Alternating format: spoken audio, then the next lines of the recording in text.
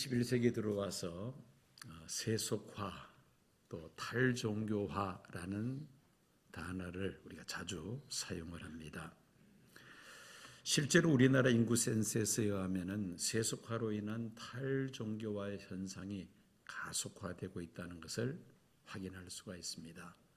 스크린에 올라온 것처럼 1998년에 종교인이 52.8%, 무종교인이 47.2% 해서 종교인이 훨씬 더 많았습니다. 종교를 가진 사람이 종교가 없는 사람보다 훨씬 많았다는 것이죠. 그러다가 2013년, 15년경부터 이제 서로 이렇게 그래프가 크로스되죠. 그리고 2017년 보면은 무종교인이 53.4%, 종교인이 46.6%로 역전이 됩니다. 그러다가 2023년에는 무종교인이 62.9%, 종교인이 37.1%. 이렇게 이 무종교, 즉 탈종교화 현상이 아주 두드러지게 나타나고 있다는 것을 우리가 볼 수가 있습니다. 자, 그 다음에 또 하나 우리가 눈여겨볼 만한 그래프입니다. 가나안 성도 비율을 했습니다. 가나안 성도는 어떤 성도냐? 교회, 기독교인이라 하면서도 주일날 교회 나가지 않는, 예배 참석하지 않는 사람을 가나안 성도라 그렇게 말을 하는데 2012년에는 10.5%였는데요. 코로나를 지나면서 2023년에는 26.6%로 크게 늘어났습니다.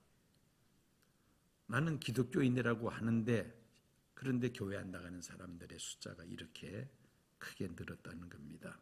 역시 이것도 탈종교화 현상 가운데 하나라고 볼 수가 있습니다. 특별히 이 종교별 성직자의 숫자도 크게 줄어듭니다. 한번 여러분들 그래프를 보시기 바랍니다. 자, 왼쪽에 있는 것은 대한불교조계종에서 출가자의 수, 즉 승려들의 숫자가 2013년에 236명이 이제 출가를 했는데 2017년에는 151명이 그리고 2023년에는 84명의 출가자들이 생겼다는 겁니다. 엄청난 속도로 줄어들고 있죠. 가톨릭도 마찬가지입니다. 천주교도 2023년에 142명 사제들이 이제 세워졌는데 2017년에는 피크입니다. 185명까지 늘어나다가 그 다음부터는 사제 서품 받는 사람들의 숫자가 급속히 줄어드는데 2023년에는 86명으로 줄어들었다는 겁니다. 이걸 보면은 불교도 그렇고 천주교도 그렇고 탈종교화 현상이 아주 두드러지게 지금 나타나고 있다는 것을 저 그래프를 보면 알 수 있죠. 우리 기독교도 역시 그렇습니다. 작년 주요 신학대학원 그 모집 인원수를 보면은 우리 교회가 소속되어 있는 예장통합, 장신대 신대원 그리고 예장합동, 총신대 신대원만 정원을 채우고요. 나머지 감리교 또 기독교 장로회 이런 기타 신학교들을 보면은 모집 인원들이 확 줄어들었어요. 그래서 전체적으로 평균을 내면은 85% 정도가 86% 그러니까 목사가 되고자 하는 사람들 지원자들이 그렇게 모집이 됐다는 겁니다. 어쨌든 전반적으로 이 무종교인이 크게 늘어나고 있다는 것을 여러 가지 우리가 데이터를 통해서 확인할 수가 있습니다. 오늘 이 시대 존경받는 신학자 가운데 D.A. 카슨이라는 분이 있습니다. 이분이 이 세속화에 대해서 이렇게 정의를 내립니다. 세속화란 우리의 신앙을 포기하도록 하는 어떤 사회적 자극을 의미하는 것이 아니라 신앙이 내 삶의 우선순위에서 밀려나는 과정을 말하는 것이다. 이렇게 설명합니다. 바로 머리에 딱 이렇게 개념이 잘 안 잡히죠. 다시 한번 봅니다. 세속화란 우리의 신앙을 포기하도록 하는 어떤 사회적인 자극을 의미하는 것이 아니고 신앙이 내 삶의 우선순위에서 밀려나는 그 과정을 세속화라고 한다. 이전에는 정말 신앙 중심, 교회 중심의 생활을 했는데 언제부턴가 점점 거리가 멀어지더라는 겁니다. 신앙 우선이 아니라 나 우선, 세상 우선적으로 바뀌는, 이게 바로 그 과정을 세속화라 그렇게 말하는 것입니다. 신앙은 희생을 의미하는데 우리는 희생보다는 편안함과 안정감을 찾으려 합니다. 여기서 이제 세속화가 일어난다는 겁니다. 이것이 적당한 믿음, 적당한 신앙생활입니다.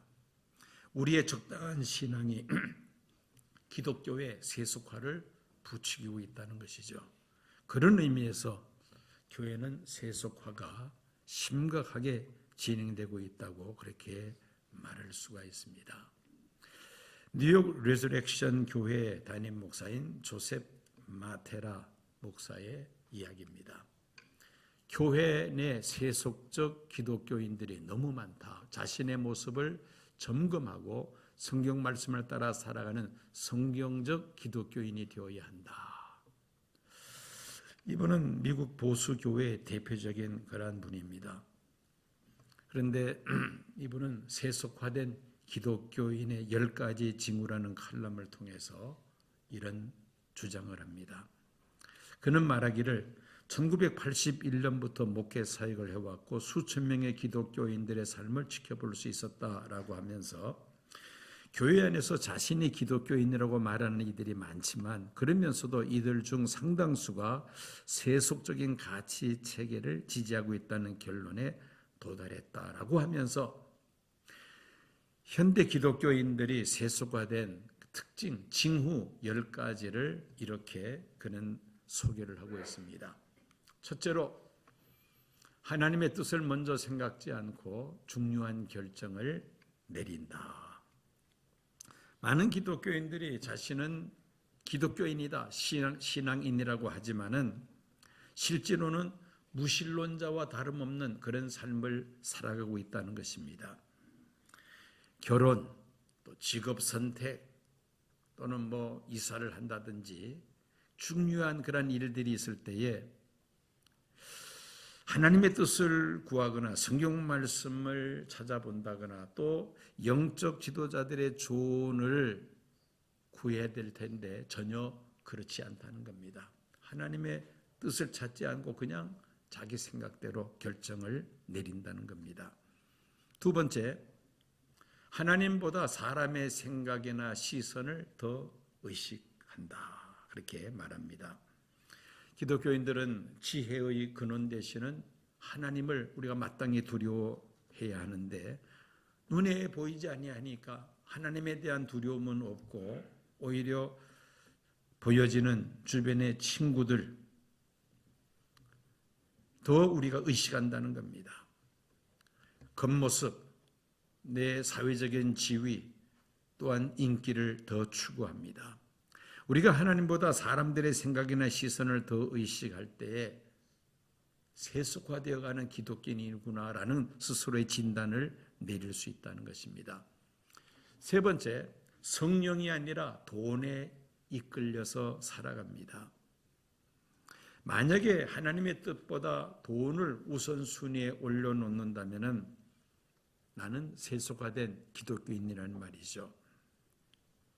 많은 사람들이 나는 기독교인이라고 하면서도 신앙의 공동체와 교제하고 또 교회에서 봉사하는 데 시간을 쓰려고 하지 않습니다. 왜? 성령에 이끌려 사는 것이 아니라 돈에 이끌려서 살아가기 때문이라는 것입니다. 네 번째, 예배의 참석 주 목적이 하나님께 예배드리는 것이 아니라 사람들과의 만남을 위해서 예배를 참석하는 그런 사람들이 있습니다. 하나님을 만나고 성령께서 교회하시는 그 말씀에 귀를 기울이고 또 성도와 교제하는 것이 바로 교회 예배인데 거기에 대해서는 별로 관심이 없고 단순히 그저 사람들을 만나기 위하여 교제하기 위해서 나온다면 세속화된 기독교인이라고 말할 수 있다는 겁니다. 다섯 번째로 대중문화가 추구하는 가치를 모방합니다. 세속화된 기독교인들은 어떻습니까? 세속적인 가치를 따라서 산다는 겁니다. 분명히 성경 말씀이 있음에도 불구하고 거기는 관심이 없고 그저 세상 사람들이 하는 그 방식대로 따라하며 살아간다는 겁니다. 우리의 생각이 영의 생각이 아니라 육의 생각을 한다면 이것은 바로 내가 세속화되어 있다는 하나의 증거라는 것이죠. 여섯 번째로 하나님이 당신의 인생의 일부일 뿐이라면은 바로 세속화된 기독교인이라고 진단할 수가 있습니다. 진정한 그리스도의 제자는 하나님을 자신의 인생의 일부가 아니라 전부로 받아들이죠. 그렇지만은 세속화된 기독교인들은 하나님이 내 삶의 일부분을 차지한다는 것입니다. 그리고 일곱 번째로 하나님을 추구하는 삶을 살지를 않습니다. 세속화된 기독교인들은 기도를 하면서도 자신의 세속적인 삶의 방식에 축복해달라고 기도합니다. 그들은 기도 가운데 계속해서 하나님의 뜻을 찾지 아니하며 성경을 따라서 기도하지 않는다는 것입니다.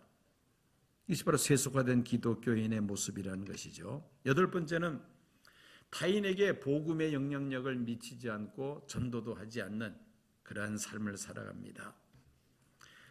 대부분 지난 5년이나 10년 사이에 단 한 명의 영혼도 하나님 앞으로 인도하지 못한 채 우리가 믿음 생활을 한다고 합니다. 슬프게도 많은 경우에 구원받지 않은 가족들이나 친구들 그리고 직장 동료들 등 함께 일하는 사람들이 나에게로부터 기독교인과 비독교인의 차이를 전혀 사람들이 발견하지 못한다는 겁니다. 기독교인이라 하면서도 세상 속에서 똑같이 살아가고 있기 때문이죠.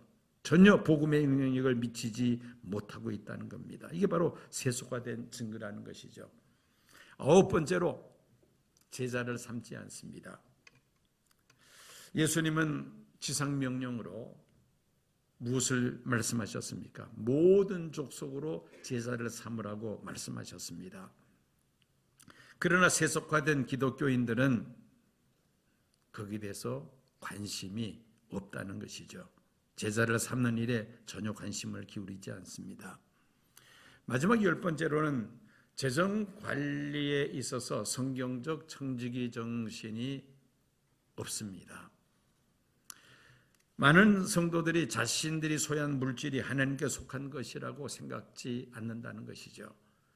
자신의 생명이나 그 물질의 주인이 자기 자신이라고 그렇게 생각을 합니다. 그래서 내 마음대로 그 물질을 사용을 한다면은 성경적 청지기가 아니라는 것이죠. 바로 세속화된 기독교인의 모습이라는 것입니다. 자, 우리는 10가지 세속화된 기독교인의 징후들에 대해서 살펴보았습니다. 과연 나는 이 10가지 가운데 몇 가지가 나에게 해당되는 말이냐? 한번 자신을 비춰볼 필요가 있죠.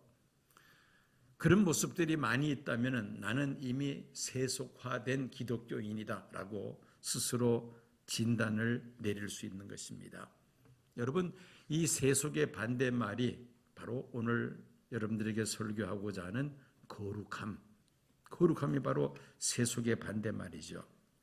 기독교 신앙의 특징적인 그런 언어가 있다면 바로 이 거룩이라는 단어입니다. 거룩은 하나님의 속성을 논의할 때 가장 먼저 다루는 단어이죠. 구약 성경에는 히브리어로 코데시라고 그렇게 하는데 구약 성경에만 약 한 520회 정도 이 거룩이라는 단어가 반복되어 나옵니다. 많이 나오는 단어이죠. 그 뜻은 분리됨, 거룩함, 신성함이라는 뜻입니다. 470회 정도 나옵니다. 신약 성경에는 그리스어로 하기오스라고 합니다. 거룩이라는 단어를 신약 성경에 124회 등장합니다. 그 뜻은 순수함, 헌신함, 구별됨이라는 뜻을 가지고 있습니다. 자, 이렇게 신구약 성경에 거룩이라는 단어가 많이 등장하고 있다는 것이죠. 기독교에서는 이 거룩할 성자를 붙여서 사용하는 단어들이 많습니다. 예를 들어서 구별된 땅을 뭐라 그러죠? 성지라 그럽니다. 이스라엘 또는 터키 기독교 유적지를 방문할 때에 성지 순례라 그러죠. 거룩한 땅, 구별된 땅이라는 의미입니다. 요즘은 그렇게 많이들 참여 안 합니다만 과거에는 상대 성도님들이 많이 참여했죠. 하나님 앞에 드리는 구별된 쌀을 뭐라고 불렀죠? 성미라고 불렀습니다. 또 구별된 책을 뭐라 그러죠? 성경 또는 성서라고 부릅니다. 교회에서 사용하는 구별된 이런 가구들 뭐라고 부르죠? 성구라고 부릅니다. 자, 이렇게 이 거룩할 성자를 많이 사용하는데 우리 기독교인들을 구별된 사람이라 해서 뭐라고 부르죠? 성도라고 부릅니다. 성도. 기독교인은 세속화되어가는 세상에서 구별된 무리들을 지칭하는 그런 성도의 삶을 살아야 한다는 것입니다. 거룩하신 하나님의 형상을 따라 지음받은 우리 사람들에게도 원래는 이 거룩한 모습, 형상들이 우리 안에도 있었습니다. 그런데 아담과 하와의 범죄, 하나님 말씀에 대한 불순종하는 이 범죄 이후로 하나님의 그 거룩하심을 우리가 잃어버리고 말았습니다. 우리 장로교 창시자인 존 칼빈이라 그러고 깔뱅이라고도 합니다마는 그는 뭐라고 말을 하느냐? 우리 안에 하나님의 형상을 잃어버리되 완전히 잃어버렸다. 그렇게 주장을 합니다. 거룩함이 우리 안에서 사라지고 말았다는 것입니다. 애굽 사람들에게 종살이하던 아브라함의 자손들을 건져내신 하나님은 시내산에서 모세를 부르셔서 이스라엘 백성들에게 무엇을 명하셨느냐 하면은 내가 거룩하니 너희도 거룩하라고 명령을 하십니다. 하나님은 거룩하신 분이라는 것이죠. 그래서 하나님의 부르심을 받은 이스라엘 백성들도 거룩해야 한다는 겁니다. 그래서 그들에게 하나님의 말씀, 십계명을 중심으로 한 하나님의 규례와 법도들을 주셨고 그리고 제사 제도를 하나님께서 명하셨습니다. 율법과 제사를 통하여 하나님은 이스라엘 백성들이 거룩하여지기를 원하셨던 겁니다. 그들이 40년의 광야 생활을 마치고 그리고 약속의 땅 가나안에 들어가면은 가나안 원주민들 많은 이방신들을 섬기고 우상들을 섬기는 그 가나안 사람들처럼 살지 말고 거룩하신 하나님의 백성답게 율법과 제사를 통하여 그들은 거룩한 삶을 살아야 한다는 것이었습니다. 그래서 내가 거룩하니 너희도 거룩하라고 하나님께서 말씀하신 것입니다. 이제는 거룩함에 대해서 좀 생각을 해보고자 합니다. 존 찰스 라일 영국 그 성공회 주교가 쓴 이 거룩함이라는 책이 있습니다. 그 책 속에서 그는 12가지 거룩함의 증거들을 나열을 하는데 그 중에서 몇 가지만 여러분들에게 설명을 하겠습니다. 첫째는 죄를 피하고 하나님을 거스리는 것을 두려워하는 마음, 이것이 바로 거룩한 마음이라는 것입니다. 무엇을 피하고? 죄를 피하고 무엇을 거스리는 것을 두려워한다? 하나님을 거스리는 것을 두려워하는 것을 거룩한 마음이다. 두 번째로 예수님의 마음을 담기 위해서 고군분투하는 것이 거룩한 것이다. 누구를 담는다는 것입니까? 예수님. 거룩하신 예수님의 마음을 담기 위해서 고군분투하는 것, 예수님을 닮아가기 위해서 힘쓰는 것, 이게 바로 거룩함이라는 것이죠. 세 번째로 자기를 부인하고 절제하는 것이 바로 거룩함이다라고 그렇게 주장합니다. 네 번째로 선행을 행동으로 실천하는 것이 거룩합니다. 머리로만 생각하는 것이 아니라 실제로 행동에 옮기는 것, 이게 바로 거룩함이라는 것입니다. 다섯 번째로 마음을 청결하게 하려고 애쓰는 것이 거룩합니다. 나도 모르는 사이에 세상 죄악에 오염이 되어 있는 우리의 속사람을 청결하게 하는 것, 이것이 바로 거룩이라는 것입니다. 이어서 겸손하게 살려고 애를 쓰는 것, 이것이 거룩함이라고 말합니다. 나를 드러내지 않고 교만하지 않고 자신을 낮추는 겸손함, 이것이 바로 거룩함이라는 것이죠. 마지막으로 영적인 것을 추구하며 세상에 집착하지 않는 것이 거룩함이라 그렇게 말합니다. 세상에 집착하지 않고 영적인 것을 추구하는 것이 바로 거룩합니다. 자, 이렇게 우리가 이 세속화에서 떠나서 거룩함을 추구하며 우리도 하나님을 섬겨야 할 터인데, 이제 너희도 거룩하라고 말씀하신 이 말씀처럼 거룩한 삶을 살기 위해서 여러분들에게 5가지를 말씀드리려고 합니다. 우리가 거룩해지기 위해서 첫 번째로 가장 우선되는 것은 우리의 죄를 회개하고 예수님을 나의 구주로 영접할 때에 우리는 거룩해질 수가 있습니다. 다른 방법으로는 거룩해질 수가 없습니다. 아무리 심신상곡에 들어가서 돌을 닦고 수영을 하고 선행을 많이 한다 할지라도 근본적인 죄 문제가 해결되지 아니하면은 거룩해질 수가 없다는 겁니다. 우리 죄 문제를 해결할 수 있는 유일한 방법은 나의 죄를 하나님 앞에 회개하고 하나님의 아들 예수 그리스도를 나의 구주로 영접할 때에 우리가 거룩해지는 줄로 믿습니다. 가장 우선적인 것이 바로 회개하고 예수를 믿는 것입니다. 구약시대에 죄를 지은 사람들은 어떻게 합니까? 희생 제물을 가지고 제사장이 가지고 오면은 제사장이 그 희생 제물의 피를 쏟게 해서 그 피를 바름으로 죄 사함을 얻습니다. 신약 시대에 들어와서는 죄가 없으신 하나님의 아들 예수님께서 십자가에서 보혈의 피를 흘리심으로 우리의 모든 죄를 대속해 주신 줄로 믿습니다. 그래서 누구든지 자신의 죄를 하나님 앞에 회개하고 그리고 예수님을 나의 구주로 영접할 때에 우리는 죄 사함 받고 우리가 거룩한 하나님의 백성 성도가 되는 줄로 믿습니다. 두 번째로 우리는 진리의 말씀으로 거룩해질 수가 있습니다. 진리의 말씀으로 거룩해질 수가 있다. 철학관을 찾아갔더니 겁을 줍니다. 뭐라고 겁을 주느냐? 9수를 넘기지 못하고 죽을 것이다. 9수가 뭐예요? 9수가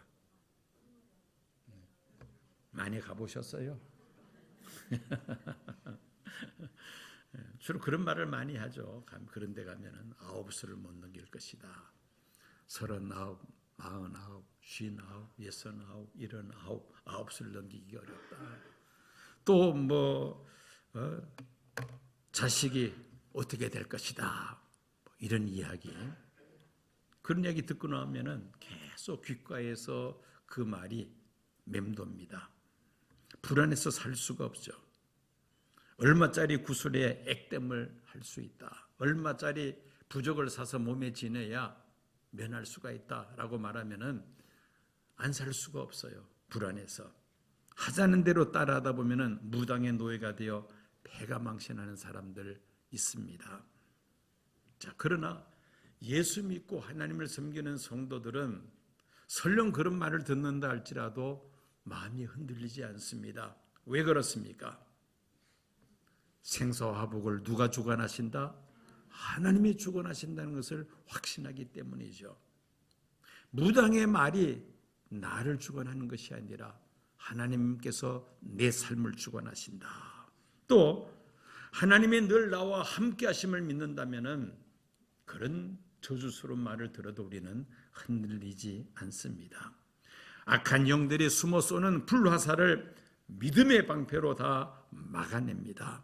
진리의 말씀이 없으니까 미신에 사람들이 미혹이 되고 만다는 것입니다. 예수님께서 말씀하셨습니다. 요한복음 17장 17절 말씀, 그들을 진리로 거룩하게 하옵소서. 아버지의 말씀은 진리니이다. 이어서 19절 말씀, 또 그들을 위하여 내가 나를 거룩하게 하오니 이는 그들도 진리로 거룩함을 얻게 하려 함이니이다. 예수님의 말씀은 진리이십니다. 신구약 성경은 진리입니다. 이 진리를 우리가 믿음으로 인하여 우리가 거룩하게 될 줄로 믿습니다. 그러므로 진리인 성경 말씀, 하나님의 말씀을 많이 읽고 많이 듣고 배워야만 합니다. 왜냐하면 이 말씀이 우리를 거룩하게 하기 때문인 것입니다. 그리고 세 번째로 우리는 기도로 거룩하게 됩니다. 디모데전서 4장 5절 말씀 보면은 하나님의 말씀과 기도로 거룩하여짐이라고 말씀합니다. 기도는 하나님과의 대화이죠. 하나님과 깊은 영적 기도를 하다 보면은 나도 모르는 새 거룩하신 하나님을 닮아가게 된다는 것입니다. 교회 기도의 시간에 나와서 열심히 기도하면서 우리의 속사람이 거룩하여짐을 우리는 경험하게 됩니다. 개인적으로도 하나님과의 깊은 영적 기도를 통해서 거룩하신 하나님을 따라 우리가 거룩하여진다는 것입니다. 그래서 기도로 거룩하여진다. 네 번째로 우리는 성도의 교제를 통해서 거룩하게 됩니다. 여러분 잘 아는 청소년들 보면은 어떤 친구를 사귀느냐에 따라서 그 아이가 인생의 방향이 결정되기도 하죠. 누구와 대화를 나누느냐에 따라서 우리의 생각과 삶의 질이 결정됩니다. 사실 하나님과의 영적 교제는 성숙한 신앙인에게 해당되는 것이라면 가장 손쉬운 것은 성도와의 교제를 통해서 우리는 거룩하게 될 수 있다는 것입니다. 그래서 성도의 교제가 참 중요합니다. 교회 생활을 하면서 성도의 교제가 신앙생활에 도움이 아니라 오히려 상처를 받는 그런 경우도 있을 수가 있습니다. 이런 분들은 교회 출석해서 예배를 드리지만은 성도의 교제를 피하는 경우가 많습니다. 참 가슴 아픈 일이죠. 그럼에도 불구하고 우리는 이 성도의 교제에 관심을 가지고 힘써야만 합니다. 그렇게 할 때에 우리가 거룩하신 하나님을 본받아 우리가 거룩해질 수 있는 하나의 지름길이라고 말할 수가 있습니다. 성도의 교제를 통하여 거룩해질 수가 있다. 마지막 다섯 번째로 우리는 성령의 충만함으로 거룩하게 됩니다. 성령님은 말 그대로 거룩한 영이십니다. 회개하고 예수를 구주로 영접하면 내 안에 누가 내주하십니까? 성령님이 내주하시죠. 성령님이 내주하실 뿐 아니라 성령으로 충만해지면은 인간적인 탐욕, 욕심, 악한 정욕들이 다 사라지게 됩니다. 세상을 향한 정과 욕심을 버리고 성령으로 충만할 때에 우리는 거룩해질 수가 있다는 것입니다. 자, 다섯 가지 여러분들 머릿속에 잘 기억을 하시기 바랍니다. 자, 첫째는 어떻게 함으로? 회개하고 예수를 믿음으로. 두 번째, 진리의 말씀으로. 세 번째, 기도로. 네 번째, 성도의 교제로. 다섯 번째, 성령의 충만함으로 우리가 거룩하여질 수가 있습니다. 영어로 솔틀리스 처치라는 말이 있습니다. 세속화된 교회를 솔틀리스 처치라고 부릅니다. 솔트라는 말은 소금이라는 말이고 리스는 없다는 것이거든요. 소금이 없는 교회 무슨 말이냐? 예수님은 뭐라고 말씀하셨습니까? 너희는 세상의 무엇이다? 빛이요 세상의 소금이라 했습니다. 캄캄한 이 세상에 빛이 되어야 되고 부패하는 썩어져가는 이 세상에 소금, 부패를 막는 소금이 되어야 한다고 했는데 교회가 소금 역할을 못한다면 이게 바로 솔트리스 처치라는 겁니다. 즉 세속화된 교회라는 겁니다. 교회가 세속화되면 이 세상을 변화시킬 수가 없죠. 부패하는 세상을 우리가 막아낼 수 없다는 겁니다. 성도들이 세속화되면 이 세상이 부패하는 것을 우리가 막을 수가 없다는 것입니다. 기독교의 하나님은 거룩하신 하나님이십니다.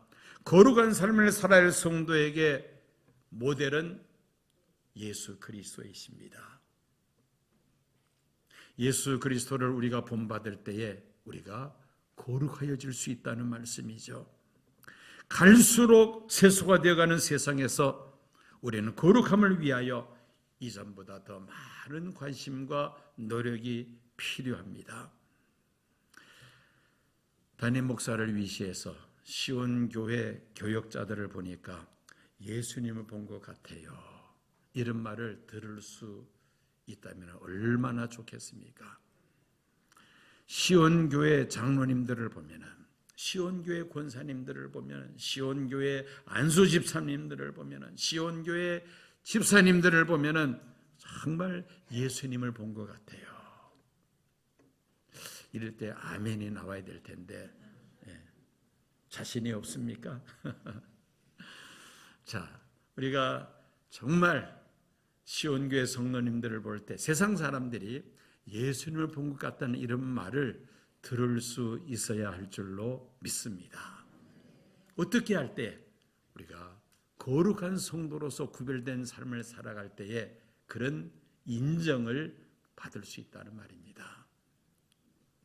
세상에서 구별된 성도로 합당한 삶을 살아갈 때에 우리는 하나님을 영광스럽게 하며 부패하는 음란하고 폐역한 이 세상을 변화시키며 우리가 주님 앞에 설 때에 착하고 충성된 종이라 칭찬과 큰 상급을 받게 될 줄로 믿습니다.